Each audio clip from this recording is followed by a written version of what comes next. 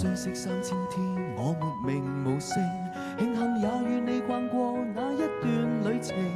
曾是日夜期待你施捨一點同情，我對你是固執，做夢或太熱情。在世上是你始終不肯退後，遺忘我感激你心意，但情人比知己分開更易，怕我愛上你壞了事。完了吧，如無意外，從今開始該好好戀愛，放下從前一段感情，才能追求將來，你就似沒存在。完了吧，明如你不在，情況未像幻想般變改，告別從前總是不易，原來假如只得我在，我竟未能力尋下一位摯愛。